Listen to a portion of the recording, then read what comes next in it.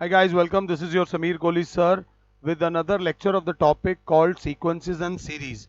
Sequence and series में मैंने आपको 9.2 से पहले के सारे एग्जांपल्स करवा दिए थे और मैंने आपको 9.2 करने को बोला था. हम कर रहे हैं इस लेक्चर में NCERT की 9.2 11th मैथ्स की. इसके अंदर मेरे बच्चों 18 क्वेश्चंस हैं और मैंने बोला था मैं पीछे से आगे जाऊंगा. मैं लास्ट क्वेश्चन से फर्स्ट क्वेश्चन तक कराऊंगा. क्वेश्चन नंबर 18 क्या होता है, शुरू से शुरुआत करो तो लास्ट वाले क्वेश्चन में जान खत्म हो जाती है. तो कोशिश करते हैं पहले मुश्किल वाले पहले कर लेते हैं. क्वेश्चन नंबर 18 बोलता है difference the difference of any two angles of any two consecutive the difference of any two consecutive interior angles. Word वही लिखूंगा जो any two consecutive interior angles of a polygon. Closed figure को बोलते हैं polygon. Triangle एक closed figure होता है, quadrilateral एक क्लोज्ड फिगर होता है, तो क्लोज्ड फिगर को पॉलीगन कहते हैं. इस 5 degree if the smallest angle is 120 degree, find the number of sides of polygon. इस क्वेश्चन की खास बात यह है कि 50% बच्चे इस क्वेश्चन को कर नहीं पाते. जो 50% कर पाते हैं उनमें से आधे मतलब 25% इसका गलत आंसर निकाल देते हैं. एक आंसर इसमें एक्सेप्टेबल नहीं है और सिर्फ 25% बच्चे होते हैं जो इसका एग्जैक्टली परफेक्ट आंसर ला पाते हैं. ये बात याद रख लेना. तो सबसे पहले मेरी क्लास क्या देखेगी, हमें गिवन क्या है. यहाँ पर अगर क्वेश्चन को देख रहे हो तो सबसे पहले हमें गिवन है कि यहाँ पर सबसे पहली चीज जो गिवन है, the difference between any two consecutive interior angles of a polygon is 5 degree. Common difference 5 degree का है जी. And the smallest angle is 120 degree. सबसे छोटा एंगल 120 डिग्री है. Find the number of sides. Number of sides निकालनी है. Number of sides के लिए मैं पहले सम ऑफ इंटीरियर एंगल्स का फॉर्मूला बनाता हूं. सम ऑफ इंटीरियर एंगल्स का फॉर्मूला होगा n/2 into 2a plus n-1 into d, where n is the number of sides. के इसके अंदर कितनी साइड्स हैं, तो सम ऑफ इंटीरियर एंगल्स हो जाएगा n/2 2 into 120 plus n-1 into 5. Sum of interior angles हो जाएगा n/2 into 240 plus 5n-5. Sum of interior angles हो जाएगा n/2 5n पहले लिख दिया, 240 में से 5 जाएगा, बचेगा 235. कॉमन लेने का मौका मत छोड़ना. सम ऑफ इंटीरियर एंगल्स का फॉर्मूला हो जाएगा n/2 5 कॉमन आ गया, अंदर बचा n+47. Final answer sum of interior angles का जो आ रहा है वो आ रहा है 5n/2 इंटू n+47. अब बच्चा बोलेगा सर ये तो आ गया sum of interior angles n की टर्म्स में, but sum of interior angles तो ऐसा होता है, ट्राइंगल में तीनों एंगल का सम 180 होता है, क्वाड्रिलेटरल में तीनों एंगल्स का सम चारों एंगल्स का सम 360 होता है, पेंटागन में पांचों एंगल का सम 540 होता है. बट यहाँ पर तो आपका ये आ रहा है. तो मैं आपसे बोलूंगा ध्यान देना बेटा, आपने कोई 7th 8th क्लास में एक बहुत इंपॉर्टेंट फॉर्मूला किया होगा जो मोस्ट प्रोबेबली बच्चे अब तक भूल जाते हैं. एक फॉर्मूला होता है sum of interior angles of polygon का. अगर याद आए तो बताना, नहीं आए तो अभी मैं समझा दूंगा. n-2 into 180. याद आया या नहीं आया? n-2 into 180 where n is the number of sides. n is the number of sides. बच्चे ने कहा नहीं सर, मैंने कहा ट्राइंगल में 3 साइड्स होती हैं. n-2 इंटू 180, क्योंकि ट्राइंगल में 3 साइड्स होती हैं तो 3 - 2 into 180 that is 1 into 180. Triangle के तीनों एंगल का सम कितना होता है 180. क्वाड्रिलेटरल में 4 साइड्स होती हैं, 4 साइड्स होती हैं तो 4 - 2 इंटू 180, तो 2 इंटू 180 आपका आंसर आ गया बेटा 360. पेंटागन के अंदर 5 साइड्स होती हैं बेटा, 5, तो क्या होगा 5 माइनस 2 इंटू 180, अगर क्लास 7 है 3 इंटू 180 गिव्स मी 540। अब आपको याद आ रहा होगा ये फॉर्मूला होता है sum of interior angles of a polygon का। कोई भी क्लोज्ड फिगर हो उसके इंटीरियर एंगल्स के सम का ये फॉर्मूला होता है, बट हमारा सम तो ये आ रहा है, तो हम अब इन दोनों चीजों को इक्वेट करेंगे। क्या करेंगे? Equate means 5n upon 2 into n plus 47 is equals to n minus 2 into 180। अगर लग रहा है कि चीज़ें अभी आसान होने वाली हैं तो गलत लग रहा है, क्योंकि अभी भी दिल्ली दूर है। बच्चा करेगा 5 1 जा 5 के टेबल में 36 जा n इंटू n प्लस 47 बराबर हो जाएगा, ये 2 इधर डिवाइड हो रहा है, उधर जाके 36 से multiply 72 into n minus 2, bracket खोलो, n square plus 47 n is equals to 72n minus 144, n square plus 47n minus 72n plus 144 बराबर 0। लैंग्वेज गलतियों में ध्यान देना, 12 में से 7 जाएगा, बचेगा 5, हमारा आएगा n square minus 25n minus 144 is equals to 0। Check करूंगा, माइनस में ही था ना, प्लस में था, प्लस 144 इज इक्वल्स टू 0। कई बार नेक्स्ट पेज पे आते आते गलती हो जाती है। अब इसकी होगी splitting the middle term, n square minus 16n minus 9n plus 144 is equals to 0। n common, n minus 16 minus 9 common, n minus 16 बराबर 0, n minus 16 into n minus 9 बराबर 0। तो क्लास बोलेगी इधर n माइनस 16 इज 0 या n minus 9 is 0। तो n की value होती है 16 और n की वैल्यू होती है 9। नंबर ऑफ साइड्स 16 भी आ सकती हैं, नंबर ऑफ साइड्स 9 भी आ सकती हैं। यहीं इस क्वेश्चन में एक बहुत इंपॉर्टेंट कैच है। अगर नंबर ऑफ साइड्स 16 हैं तो 16वां एंगल कितना होगा? a plus 15d। सबसे बड़ा एंगल निकालने की कोशिश करते हैं, समझना। सबसे बड़ा एंगल निकालने के लिए a कितना है? मेरी क्लास जानती है a है 120 और d है 5।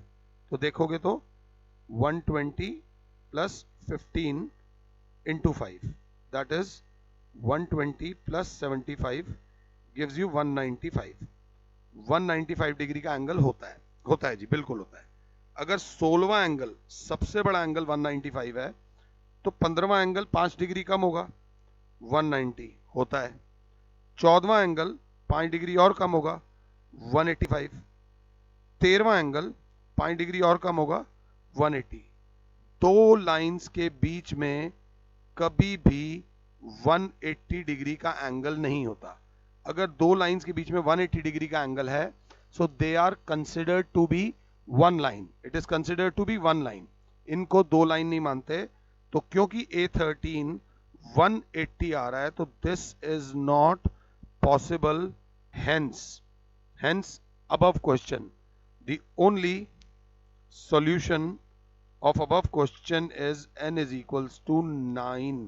चेक कर लेना, कई जगहों पर ये बड़ी बारीक मिस्टेक है, गलती हो जाती है। भाई 16 भी तो साइड्स आ सकती हैं, बट 16वीं साइड के हिसाब से ये गड़बड़ आ रही थी, तो इस वजह से हमने वो चीज नहीं करी। अगर क्लास 7 है तो ये था क्वेश्चन नंबर 18 क्वेश्चन। 9th में 11th में नंबर ना आने की सबसे बड़ी प्रॉब्लम ही ये होती है। 18 हो गया, अब हमारा आएगा क्वेश्चन नंबर 17। वो कहते हैं man starts repaying a loan as first installment of rupees 100 if he increases the installment by rupees 5 every month, what amount he will pay in the 30th installment. Question को ध्यान से देखना, what is the total amount नहीं पूछा, what amount does he pay in the 30th installment. पहली installment 100 रुपए की है, टाइम वेस्ट करने की जरूरत ही नहीं है। पहली इंस्टॉलमेंट 100 रुपए की है, हर इंस्टॉलमेंट को 5-5 रुपए बढ़ा रहा है। तो अगर ये पहली इंस्टॉलमेंट है तो 30th इंस्टॉलमेंट में कितना पे करेगा, a + 29d, that is 100 + 29 × 5, 100 + 9 5 45, 4 carry. अगर मैं सही जा रहा हूं तो 5 2 10, 145 + 100, that is 245 rupees is the amount he will have to pay in the 30th instalment. Easy था, बस समझने की जरूरत थी। 16वां क्वेश्चन कराने से पहले मैं आपसे इन दोनों से मिलवाना चाहता हूं, क्योंकि आप लोग थोड़ा सा 16वें क्वेश्चन में टाइट बैठना। 16वां क्वेश्चन आसान नहीं होने वाला। आप एपी की फर्स्ट टर्म हो, आप एपी की सेकंड टर्म हो, आप एपी की थर्ड टर्म हो, आप एपी की फोर्थ टर्म हो, बट आप एपी की फर्स्ट मीन हो, आप एपी की सेकंड मीन हो, आप एपी की थर्ड मीन हो। ये याद रख लेना। सलमान / शाहरुख, ये तीन, एक, अना खाली और शाहरुख, अगर एपी में है तो जो बीच वाली टर्म होगी वो होगी Salman plus Shahrukh divided by 2। इसे बोलते हैं अरिथमेटिक मीन। क्या बोलते हैं? Arithmetic mean. ये बात याद रख लेना, ये भी अरिथमेटिक मीन है, ये भी अरिथमेटिक मीन है। अगर ये लास्ट टर्म है तो ये अरिथमेटिक मीन नहीं होगी। अरिथमेटिक मीन होती है 2 नंबर्स के पीछे वाली। इससे पहले वाले लेक्चर में मैंने अरिथमेटिक मीन के ऊपर बहुत ही बढ़िया भाषण दिया हुआ है, तो जरा ध्यान दे लेना। हमारा 18वां क्वेश्चन हो गया है, हमारा 17वां क्वेश्चन हो गया है। Now we are on to 16वां क्वेश्चन। वो कहता है बिटवीन, वो बोलता है between 1 and 31 m numbers have been inserted in such a way that the resulting sequence is an AP and the ratio of 7th and m-1th numbers is 5:9. 5:9. Find the value of m। ये भी ऐसा question है जिसमें मेरे को समझाने में challenge लगता है। मुझे लगता है कि समझाना इतना आसान नहीं है क्वेश्चन। तो कह रहा है 1 और 31 के बीच में हमने कुछ नंबर्स डाले। ऑब्वियसली जो पहला नंबर होगा वो फर्स्ट अरिथमेटिक मीन होगा, दूसरा नंबर सेकंड अरिथमेटिक मीन, तीसरा नंबर फोर्थ अरिथमेटिक मीन, चौथा number fourth arithmetic mean, dot dot dot dot dot dot M numbers डाले। एम डालते ही मेरी क्लास अलर्ट बैठेगी, क्लास बोलेगी सर अगर आपने एम नंबर्स डाले हैं, कितने डाले हैं? एम नंबर्स तो हैं और टोटल ऑलरेडी 1 और 31 तो थे ही, तो टोटल इस सीक्वेंस में जो नंबर हो जाएंगे वो हो जाएंगे m+2 टर्म्स हो जाएंगी। हम पहले अपनी बात सुनेंगे। m+2 टर्म्स में जो फर्स्ट टर्म है वो 1 होगी, और ये जो ये वाली टर्म है ये m+2th टर्म है जो कि 31 हो जाएगी। जय माता दी। पहले ये समझो तो आगे बढ़ना। भाई साहब एक बात प्लीज समझ लो, अगर आप चाहते हो तो मैंने 1 और 17 के बीच में 20 नंबर्स डाले। कितने नंबर्स डाले? 20। तो 20 नंबर मैंने डाले, 21 और ये कितना हो गया? 22। यही तरीका होता है इसे करने का। मैंने सलमान और शाहरुख के बीच में 700 हीरो ले आया, तो 700 हीरो ले आया, 700, 701 और 702। तो वैसे ही 1 और 31 के बीच में मैं m नंबर्स ले आया, तो ये मेरी फर्स्ट टर्म हो जाएगी और ये मेरी m+ सेकंड टर्म हो जाएगी। अगर मुझे कुछ नहीं आता होगा तो मैं लिखूंगा a plus M plus two minus one D बराबर 31। मैं अपना घर पक्का कर रहा हूं। a की वैल्यू होती है 1। a की वैल्यू क्या होती है बेटा? 1। अगर क्लास 7 है तो 1 plus M plus one D बराबर हो गया बेटा 31। अगर क्लास देख रही है तो m प्लस वन डी बराबर हो गया बेटा 30। ये 1 इधर प्लस हो रहा था, उधर जाके माइनस हो गया, तो m डी प्लस m बराबर हो गया 30। पता नहीं किसकी जरूरत कब पड़ जाए, इसको यहां तक लेके चलना। अब वो कह रहा है between 1 and 31 m numbers have been inserted such that the resulting sequence is an AP and the ratio of the seventh and m minus 1th number।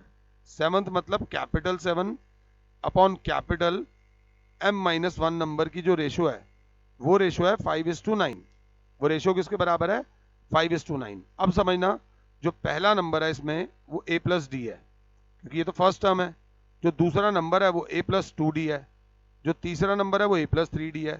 तो जो सातवां नंबर होगा, वो होगा a plus 7d upon m minus one होगा a plus m minus 1d बराबर 5/9।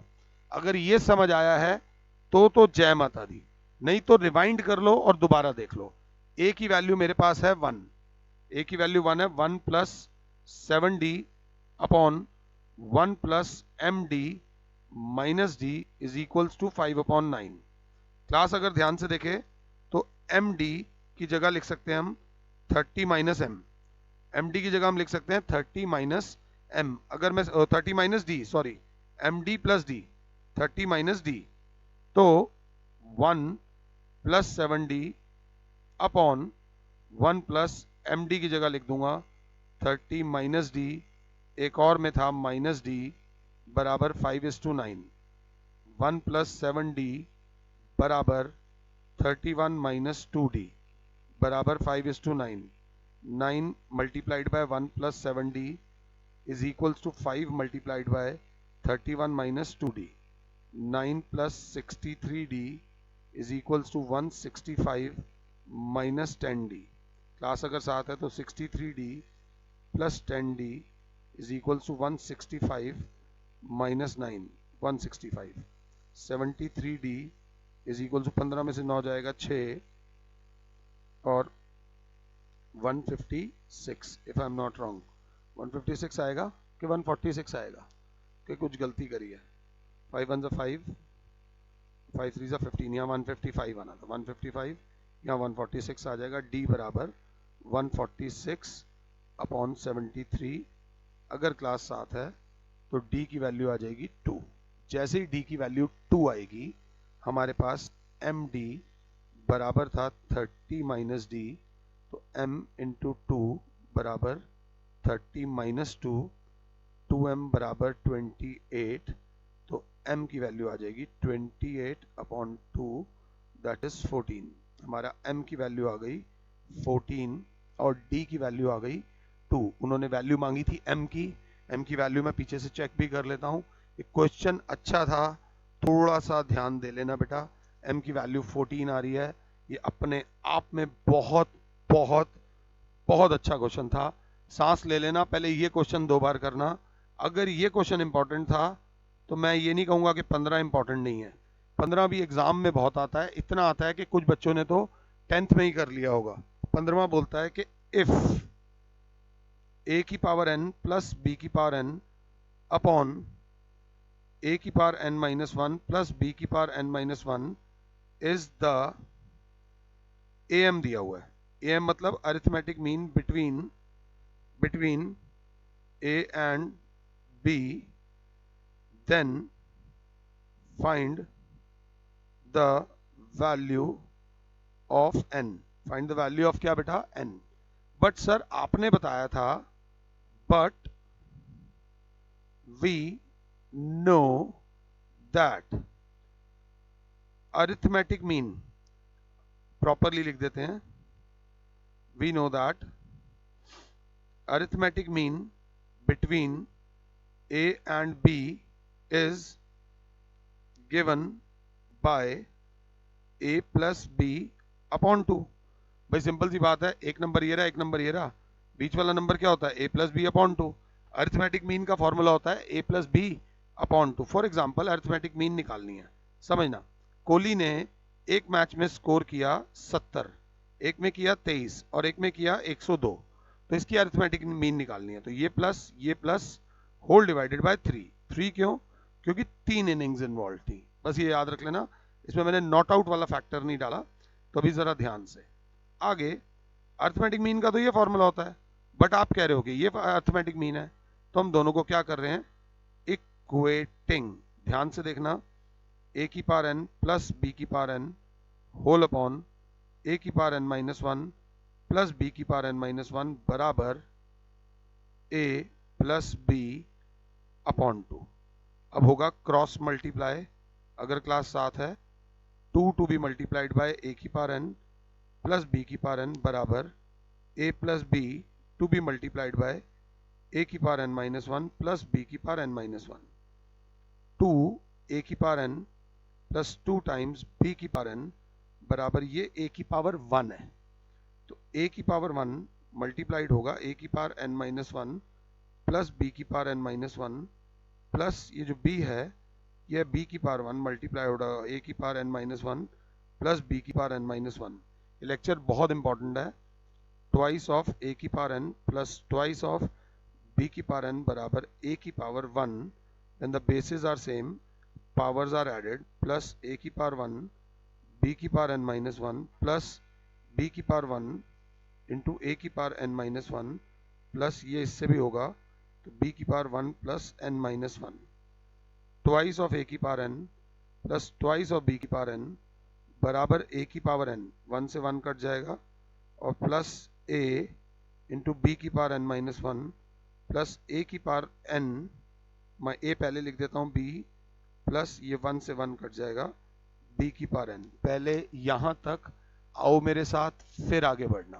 पहले मुझे पॉज कर लो और यहाँ तक लिख लो। यहाँ तक अगर लिख लिया है तो बच्चा बोलेगा ट्वाइस ए की पावर एन का रिश्तेदार यहाँ है, ए की पावर एन माइनस कर दिया, प्लस ट्वाइस ऑफ बी की पावर एन का रिश्तेदार यहाँ है, माइनस बी की पावर एन कर दिया, बचा ए बी की power N minus one plus A की power N minus one B.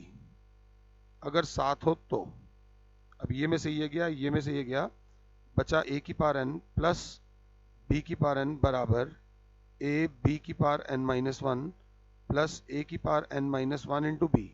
अब स्टेप ध्यान से देखना, कौन किसका रिश्तेदार लग रहा है। मेरी नजरों से देखो तो मुझे इसके सबसे क्लोज जो बंदा लग रहा है वो ये लग रहा है, और इसके सबसे क्लोज ये बंदा लग रहा है। तो मैं क्या करने वाला हूं, मैंने कहा ए की पावर एन के पास ले आता हूं ए की power N minus one into B, और इधर ए बी की पावर एन माइनस वन के पास ले आता हूं बी की पावर एन को। अब इन दोनों में से क्या कॉमन आ रहा है, ए की पावर 4 माइनस ए क्यूब बी में से कॉमन आता है ए क्यूब, छोटी पावर कॉमन आती है, तो कॉमन आ रहा है ए की पावर एन माइनस वन, अंदर बचेगा ए की पावर 1 माइनस बी, छोटी पावर कॉमन आई है, बराबर, अच्छे हो तो क्या कॉमन आ रहा है, बी की power N minus one common आ रहा है, ए माइनस बी। अब मजा आएगा, ये से ये कैंसिल, ए की पावर एन माइनस वन बराबर बी की पावर एन माइनस वन। अभी भी स्टेप्स हैं, ए की power N minus one upon B की पावर एन माइनस वन बराबर 1, ये मल्टीप्लाई हो रहा था, उधर जाके डिवाइड, ए अपॉन बी की पावर एन माइनस वन बराबर, सामने वाला जो भाषा सुनना चाहे उसी भाषा में अगर आप कम्युनिकेट करो तो उसको समझ आता है और वो आपसे इंप्रेस होता है। तो 1 को भी लिख दिया मैंने ए बाय बी की पावर 0। ए बाय बी की पावर 0 क्यों करा, ताकि कंपैरिजन हो सके। अब दोनों के बेसिस सेम है, तो अब क्या होगा, n minus one is equals to 0, तो ले देकर फाइनली n की वैल्यू आ जाएगी आपकी 1। This was very very very important question. मैंने आपको इस पर्टिकुलर लेक्चर में 18, 17, 16 और 15 क्वेश्चन कराए हैं। इस एक्सरसाइज में से बहुत अच्छे चांसेस होते हैं कि इन 4 में से एक क्वेश्चन तो आएगा ही आएगा। अब ये करने के बाद एक बार माता रानी का नाम लेकर इजी इजी डीजी, कुछ नहीं है, आप एक बार क्वेश्चन नंबर 14 देखो। क्वेश्चन नंबर 14 बोलता है insert 5 numbers between 8 and 26 so that resulting sequence is an AP। तो देखते हैं 8 और 26 के बीच में कितने नंबर बोले हैं? 5। लो जी, A1, A2, A3, A4, A5 और बोला है resulting sequence is an AP। अगर रिजल्टिंग सीक्वेंस AP है तो ये हो जाएगा A, ये A+D, ये A+2D, ये A+3D, ये A+4D, ये A+5D और ये हो जाएगा A+6D। सिंपल चलेंगे, ज्यादा हाई तौबा है ही नहीं। तो ये सब देखकर हमें क्या लगा, हमारे पास क्या है, A इज इक्वल्स टू 8 और A+6D is equals to 26। A की वैल्यू मेरे बच्चों डालो, 8 + 6D इज इक्वल्स टू 26, तो 6D is equals to 26 minus 8, 6D is equals to 18, तो D is equals to 18 upon 6। D की वैल्यू आ गई 3। आराम से सांस लो, हमारे पास A की वैल्यू भी आ गई, A की तो थी, D की वैल्यू भी आ गई। अब अच्छे हो तो A+D डालो, A+D इज 8 + 3 इज 11, यहाँ 8 + 2 × 3, 8 + 6 इज इक्वल टू 14। अगला 8 + 3 × 3, 8 + 9 दैट इज 17, 8 + 4 × 3, तो 8 + 12 इज इक्वल टू 20 और 8 + 5 × 3, तो 8 + 15 इज इक्वल टू 23। चाहते तो वैसे भी 3 बढ़ाकर लिख सकते थे। These are the 5 terms. The 5 terms are going to be 11, 14, 17, 20, 23 are those 5 numbers which will be inserted between 8 and 26 so that the resulting sequence is an AP। ये था क्वेश्चन नंबर 14। ये करने के बाद हमारा लेक्चर 27-28 मिनट का हो गया, बट इसको देखने में 40-45 मिनट लगने चाहिए आपको। हाथ के हाथ करते हुए चलो। इस लेक्चर में अच्छे क्वेश्चंस थे, आने वाले लेक्चर में 13, 12, 11 उल्टा करके इस चैप्टर को खत्म करेंगे। फिलहाल के लिए your Sameer sir is saying you good bye, God bless all, जय माता दी।